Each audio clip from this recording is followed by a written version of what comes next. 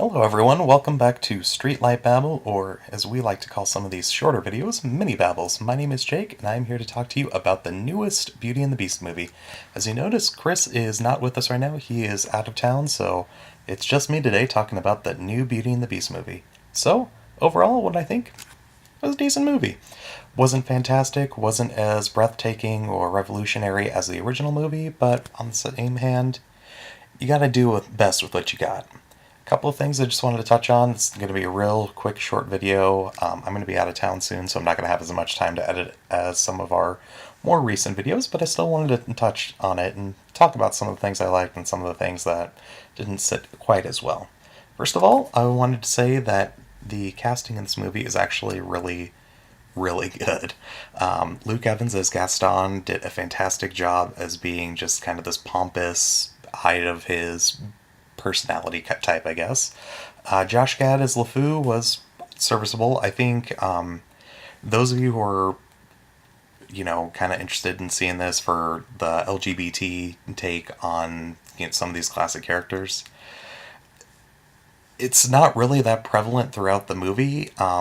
There's kind of a little bit of hints here and there that he is gay, but really there's only about an entirety of 5 seconds of actual screen time where he is pretty blatantly gay. The director said that he was going to be putting, a serious monumental scene in the movie, and like I said, it was about 5 total seconds of actual movie.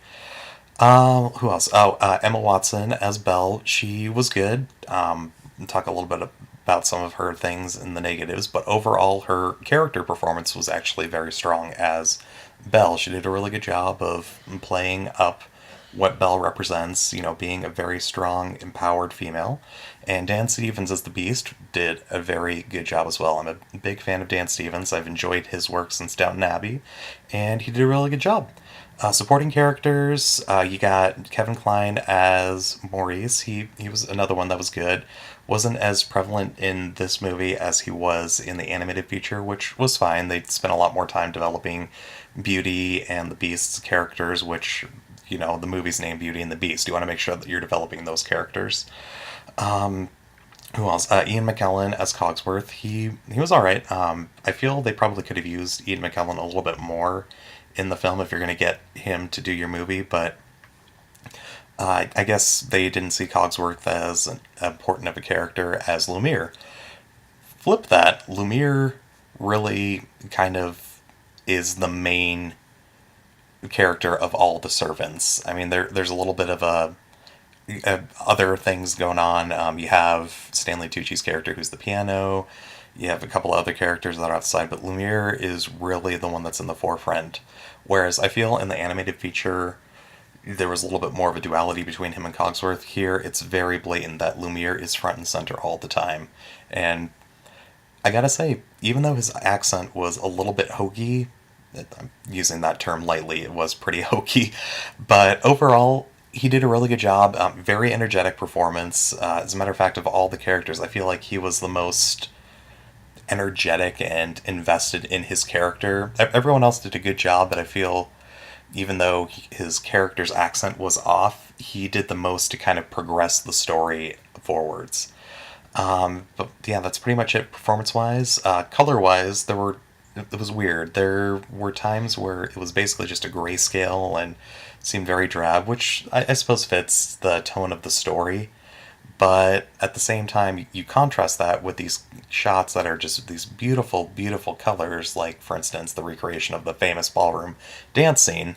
Lots of beautiful colors, lots of kind of pinks and softer colors, but I don't know, I feel they should have gone one way or the other with the color scheme of the movie, and they kind of just tried to splice everything together, and it didn't necessarily work out the best for the picture. I'm not saying it was, it detracted wholly from the movie, but it did make a couple of scenes seem a little bit just out of the blue. And plot-wise, they pretty much stuck to the original for the most part. There were a couple of slight changes, and I'm pretty sure you can go on YouTube and see other people's spoiler reviews of them to figure out what those are, but I didn't necessarily have a problem with the plot changes. I wasn't a big fan of the additional songs that they added in, but to each his own, I suppose. Now, I'm going to kind of shift focus a little bit and talk about some of the things that really took me out of the movie. One of the biggest ones was the singing. Now, there were two songs, and ironically, there were two of the famous ones from the original movie, and those ones were good. The Be Our Guest, I feel, was really strong, despite, once again, Ian McKellen, no, Ewan McGregor's accent was a little bit hokey throughout it, but the visuals in that scene were absolutely breathtaking. They were really well done. And the other one was Gaston. I mean, everyone loves a good villain song, and that song is kind of monumental to the character. And they did a really good job of kind of making this. They took that and they turned it into a drinking song, which I think did really well. You know, they're singing it in a tavern. Of course, it's going to be a drinking song. But some of the other vocal performances, I feel, I don't know how to say this, then Emma Watson was auto-tuned. And so it doesn't seem like it's as natural of a vocal performance as it could have been. I'm not saying it's bad, but you can definitely tell that there's some synthetic sound added in there, and that does make you a little bit uneasy whenever she's singing. It's not bad, it's a little bit distracting from the rest of pretty much the rest of the movie. They give a song to the Beast, and I suppose, you know, you give a song to the leading lady, you give a song to the Beast, and that one kind of comes out of nowhere a little bit. But, like I said, the rest of the songs that were added in were passable, but there weren't any big shining moments other than, like I said, the Be Our Guest was good, and it always has been good, and the Gaston song, which once again has always been good. But overall, I think, you know, despite, like I said, those detractors, things that kind of make me feel uneasy, I actually thoroughly enjoyed it. One thing I noticed when I was at the theater, there were a lot of families there. This is definitely a really good family movie. I wouldn't say, you know, it's a great movie, but it's, you know, you spend your $10, you go take your family, you have a nice little trip to the theater, and it's a nice little movie. So overall, I'd say it's about a 7 out of 10. Not a perfect recreation, but not terrible. Alright, ladies and gentlemen, like I said, this has been a little mini babble with Jake.